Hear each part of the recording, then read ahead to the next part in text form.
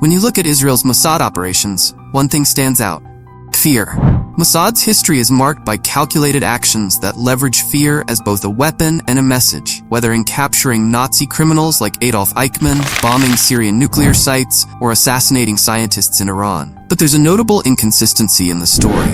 While some enemies of Israel live in constant fear, others, like certain Hamas leaders, live openly. Many reside in Qatar, a country that paradoxically houses both a U.S. military base and the Hamas headquarters. Hamas leader Ismail Haniyeh, for example, has spent years in Qatar without a single attack attempt from Mossad. Why does Israel avoid targeting Hamas leaders there? To understand, we must look back to 2010, to a mission gone wrong that shook Mossad to its core. 14 years ago, Mossad set out to eliminate Mahmoud Abdel Rauf al-Mabhouh, Hamas's logistics officer. Al-Mabhouh was suspected of arranging arms purchases from Iran, delivering them to Gaza, and killing 2 Israeli soldiers in the past. The mission, codenamed Plasma Screen, was designed to take out al-Mabhouh quietly, so Mossad deployed 20 highly trained agents to Dubai, where he was residing. There was one major problem. Dubai did not accept Israeli passports. Instead, Mossad agents were sent in with forged foreign passports. Israel had a system for this. People with dual nationalities, often Israeli and British,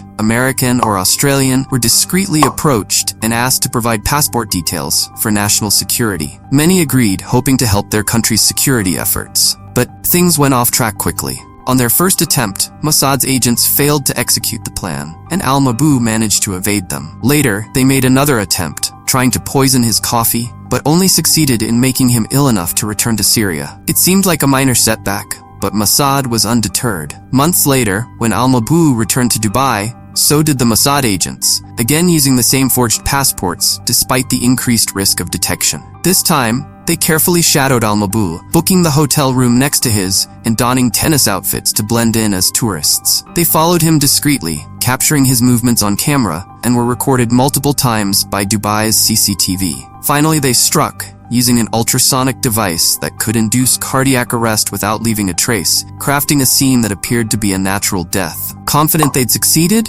the agents left Dubai without suspicion. Initially, Dubai police declared al-Mabhouh's death a heart attack, but when Hamas claimed foul play, Dubai authorities launched a full investigation, one that soon implicated Mossad. A review of security footage revealed the Mossad agents' every move, from their interactions to their fake passports. The agents' travel documents were linked to real citizens of Australia, Britain, Ireland, and Germany, who were shocked to discover their identities had been compromised in an international assassination. Countries worldwide voiced outrage, especially Australia and Britain, who saw Mossad's actions as a breach of trust. Diplomatic relations with these nations became strained as they demanded explanations and accountability from Israel. For Mossad, the consequences were severe. Operation Plasma Screen not only failed to accomplish its objective, but also shattered the organization's reputation, exposing its clandestine methods on an international stage. The diplomatic fallout forced Israel to reassess its approach. Mossad could no longer risk the goodwill of its allies, particularly nations that provided essential intelligence support. This incident made Mossad painfully aware of the consequences of botched missions, especially when they involve the use of allied citizens' identities. This failure is the reason Hamas leaders remain untouched in Qatar. After the Plasma Screen debacle,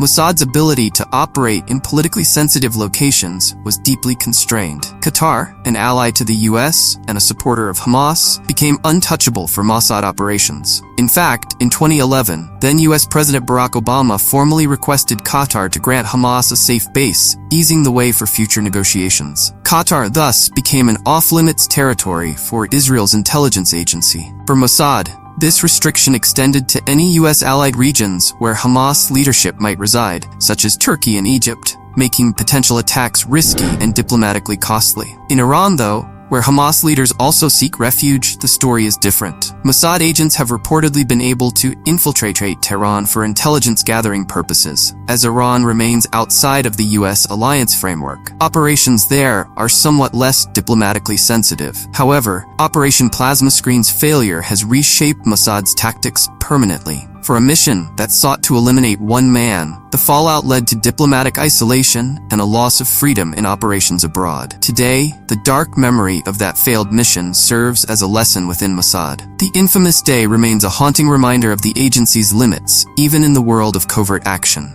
Operation Plasma Screen was and remains one of Mossad's darkest days. A day that changed how the agency operates, reminding them of the thin line between success and catastrophe in the high-stakes world of intelligence.